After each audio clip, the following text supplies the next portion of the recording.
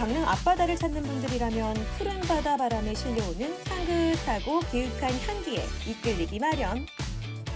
강릉이 커피로도 이름난 곳이기 때문인데요. 카페마다 직접 볶은 원두로 정성껏 내린 커피를 선보이는 강릉. 그 가운데 커피에 대한 매력을 더해줄 특별한 여행 명소가 있습니다.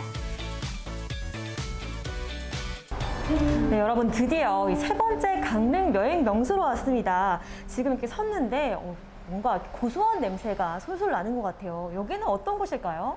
아, 커피 박물관이에요. 커피 박물관이요? 네. 아니 커피도 박물관이 있나요? 그럼요. 와. 열매부터, 소개 좀 예, 커피가 나올 때 그 한 잔의 커피 열매부터, 예, 그리고 우리가 인류가 커피가 마시기 시작한 게, 네. 예, 1400년대로 거슬러 올라가서, 네. 예, 총망라하는 유물들이 전시가 되어 있습니다. 인류가 어떻게 처음부터 커피를 마셨는지, 네. 어떻게 발전 과정을 겪었는지, 네. 예, 그런 문화들을 같이 만날 수 있는 곳이에요. 아, 그렇구나. 이곳이 국내 최대의 커피 박물관이라고 들었거든요. 네. 층수도 꽤 높은데 어떻게 구성이 돼 있을까요? 1층은 이제 커피를 볶는 로스팅, 그 다음에 뭐 2층에 올라가면 이제 글라인더부터 3층은 로스터, 그 다음에 5층은 추출 도구들이 전시가 되어 있습니다. 아, 그렇구나.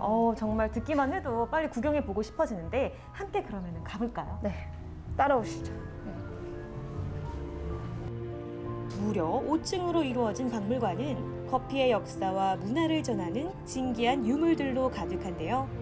세계 곳곳에서 수집한 수집품만 무려 2만여 점이고요. 이 수집 규모도 놀랍지만 전시된 유물들의 면면을 살펴보면 감탄이 절로 나옵니다.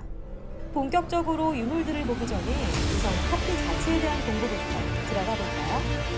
네, 여기가 이제 한층 올라와서 네. 전시관인 것 같은데 여기는 많은 것들이 전시가 되어 있는 것 같아요. 어떤 아, 것인가요? 맞아요. 여기는 이제 커피가 처음에 어떻게 생두부터 이제 전시가 돼 있어요. 그래서 이제 왼쪽에 보시면 그린빈이라고 그래서 초록색의 열매를 보실 수 있고요. 그리고 이제 전체적으로 이제 아우르는 그런 유물들이 있는데 처음에 이제 에티오피아에서 쓰던 1400년대 유물부터 핸드밀, 그 다음에 추출도구까지 전체적으로 돼 있는 그런 박물관입니다.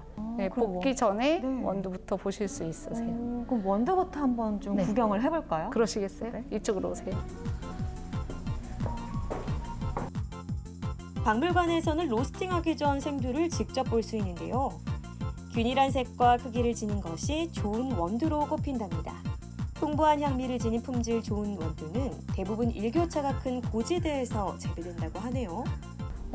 이거는 저도 이제 많이 본 것 같은데. 많이 봤어요? 네. 볶은 원두는 많이 봤죠. 네, 요거는 많이 봤어요. 네. 그런데 혹시 입구에서 그 나무에 열매 열린 거 보셨나요? 네, 너무 예쁜 열매들이 열렸더라고요. 커피나무 열매였던 네, 것 같은데. 맞아요. 그 체리를 닮았다 그래서 빨갛게 체리가 열려 있죠. 네. 예, 그 커피 나무예요. 아. 그리고 그 열매를 따서 네. 말린 것이 바로 커피 열매입니다. 근데 이 원두들이 이건 볶았다고 치고 색깔들이 살짝씩 다 달라요. 네, 그렇죠. 어떻게 된 거죠, 이거는? 그 명칭을 보면 좀 생소하기도 할 텐데 네. 저 파치먼트라 그런 거 한번 볼까요? 네. 꼭 파치먼트 이거는 한번 만져보실래요? 네. 달각달각 소리 나죠? 소리도 나고 노란색이 아주 왠지 고소할 것 같은 그 향 한번 맡아보세요. 향이요.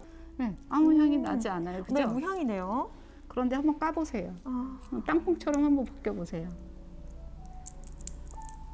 이렇게 지금 바스락바스락 꼭 땅콩 껍질 벗는 것처럼 벗기는 것처럼 이렇게 벗겨지네요. 살짝 어두운 노란 색깔 속에 나왔는데. 들어보니까 커피가 들어있죠? 네. 원두잖아요, 이것도. 네, 그쵸? 맞아요. 볶지 않은 콩을 그린빈이라고 해요. 그렇구나. 그런데 방금 이걸 벗겼잖아요, 그죠? 네. 이 상태는 파치먼트라고 해요. 그래서 요거를 심으면 요거 커피 한 알에 커피나무 한 그루가 나오는 거예요. 그렇구나. 그러면은 지금 파치먼트가 뭐 벗기지 않은 커피 네, 콩이라고 그렇죠. 한다면 네. 다른 것들은 또 그래도 이름이 달라요. 이게 달라지는 이유가 뭘까요? 그건 원산지별로 다르고요. 네, 나라별로 커피 모양이 다 다르게 생겼어요. 그럼 이건 파치먼트라는 지역에서 나온 건가요? 그렇진 않고 네. 이제 껍질 벗기기 전에 원두를 파치먼트라고 불러요. 명칭이에요. 그렇구나. 네. 죄송해요. 제가 좀 커피는 매일 마시는데 그렇죠. 좀 개념적으로 이론적으로 들어가니까 살짝 어렵네요. 우선은 벗기지 않은 안은 원두를 그렇죠. 파치먼트.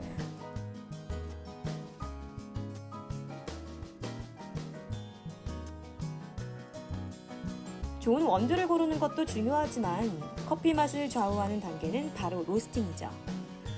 그 옛날에는 어떤 기기들로 커피 원두를 맛있게 볶아냈을까요?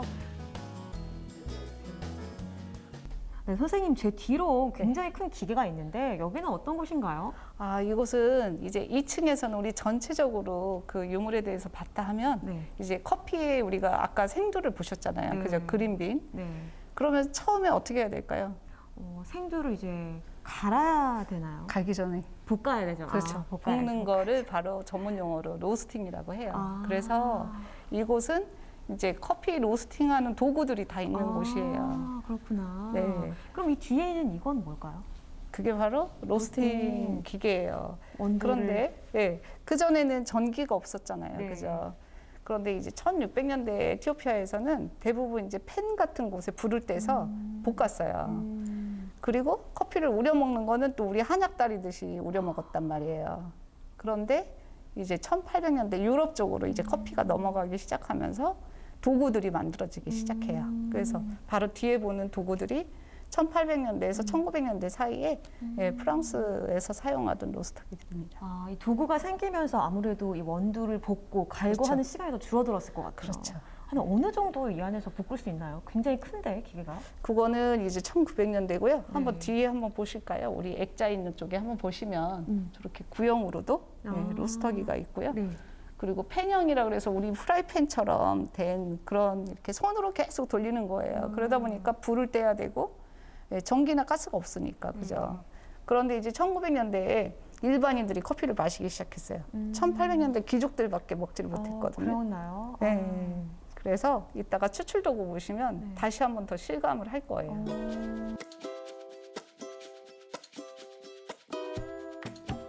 이번에는 그라인더가 전시된 콘으로 거름을 옮겨봤는데요. 현재의 수동 그라인더와 크게 다르지는 않지만 고풍스러운 그라인더들이 정말 멋스럽죠.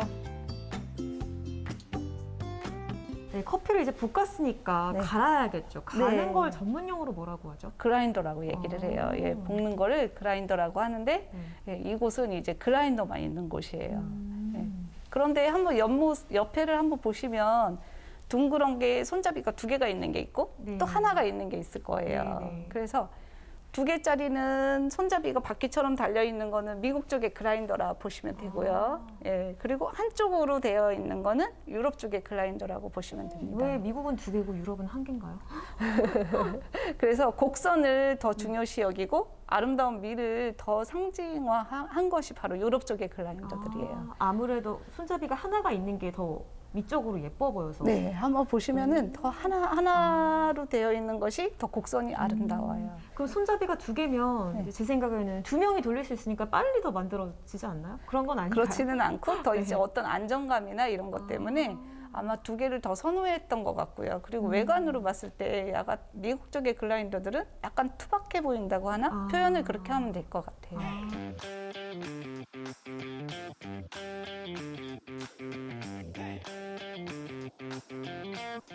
수많은 예술가들을 매혹시켰던 커피. 현재 가장 보편적인 핸드드립 커피는 1908년 한 주부에 의해서 발명됐다고 합니다. 네, 이렇게 한층 더 올라왔는데요. 지금까지 이제 과정을 보면 네. 커피를 생두를 우리가 볶고 갈고 드디어 이제 추출을 하러 왔습니다. 추출 도구들이 있는 곳이라고 하는데 설명 좀 부탁드릴게요. 아, 네. 우리가 이제 해먹기 시작한 게 도구를 사용한 게 사실은 이제 유럽 쪽에서 꽃을 피웠거든요. 그래서 대부분 위에 있는 것들은 유럽 쪽에 이제 추출 도구들이 많이 있어요. 그래서 언제부터 우리가 과학적으로 커피를 추출해 먹었냐면 1800년대 초반에.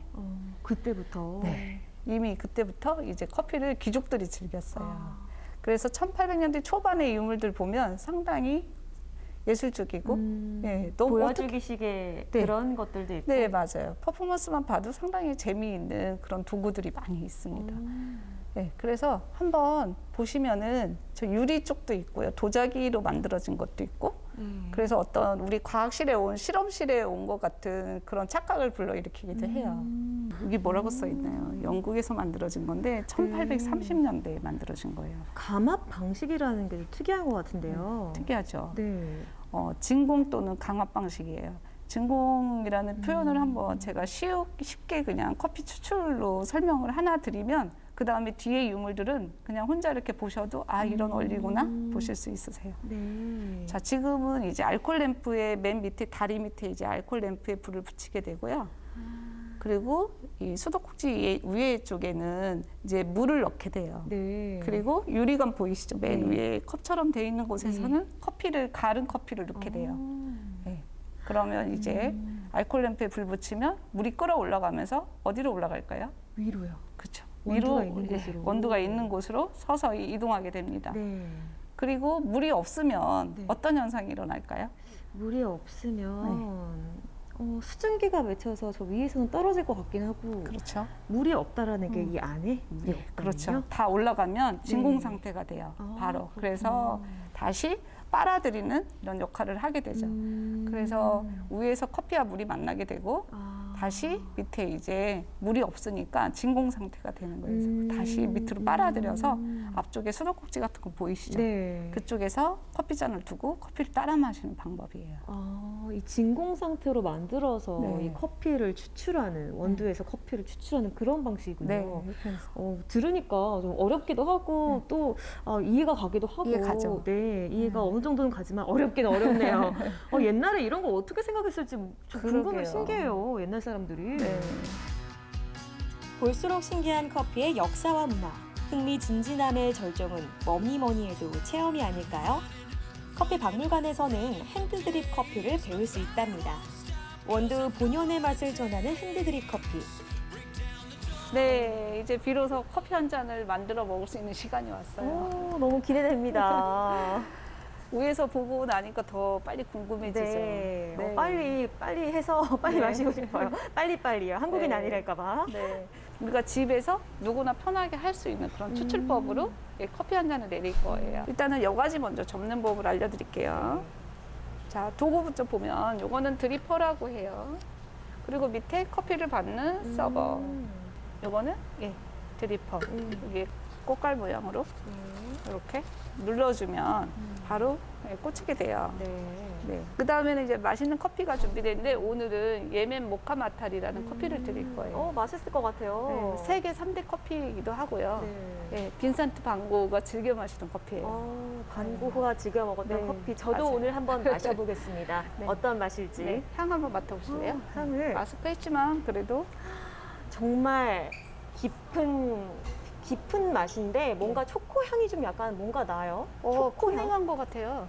네? 컨닝한 것 같아요. 진짜 이거 아까 본 거 아니에요 혹시? 컨닝 했나요? 네, 여기에 맛이 설명 오늘 우리가 커피 할 건데 이따가 제가 맞췄어요. 진짜 그래서, 초콜릿 네. 모카 향의 커피예요. 초콜릿 맛이라고 하니까 네. 제 코가 아무래도 개콘가 봅니다. 그렇죠? 그래서 컨닝했냐고 물어봤어요. 너무 잘 맞추는데요. 나날이 발전해 가고 있어요. 네. 그래서 이렇게 맛있는 커피가 준비가 되면 서버를 예열을 할 거예요. 그냥 이게 차가우니까 이렇게 해서 내가 잔에다 부을 거란 말이에요. 네. 그리고 제가 먼저 시범을 보이고 그 다음에 하시면 되는데 자, 원두를 이제 우리가 지금 20g 정도 준비했고 물은 얼마큼 이용하냐면 200ml를 추출할 거예요. 그래서 200ml 하면 이 커피잔에 한 잔이 잘랑잘랑하게 나옵니다. 그래서 일단은 원두 받으신 원두를 처음에는 이렇게 뜸들이기만 해주는 거예요.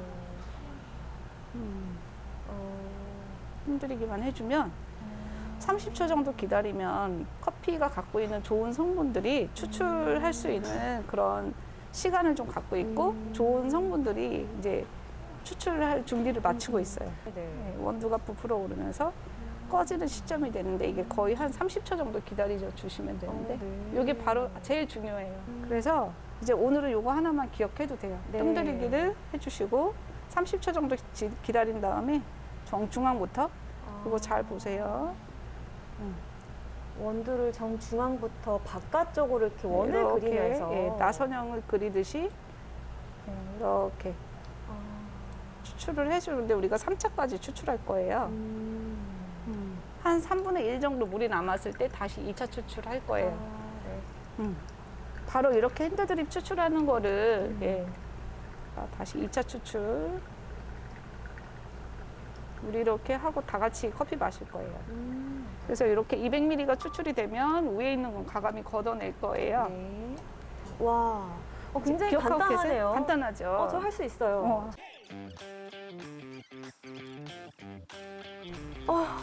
진짜 서울 시내 뭐 도시에서는 맡아볼 수 없는 향인 것 같아요. 아, 그래요? 강릉에서만 맡아볼 수 있는 그런 커피 향인데. 이번에는 똑같은 커피로 네. 똑같이 내렸는데 제 커피로 한번 마셔볼게요. 이건 또 맛이 다를 것 같아요.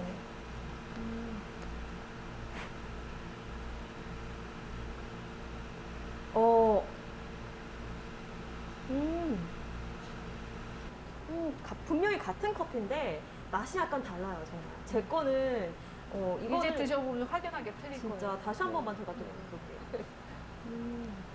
쓴맛이 더 도드라질 거예요. 지금 선생님 내리신 게 쓴맛과 진짜, 약간 진짜. 뒷맛이 약간 떫은 맛 같은 것도 올라올 거예요.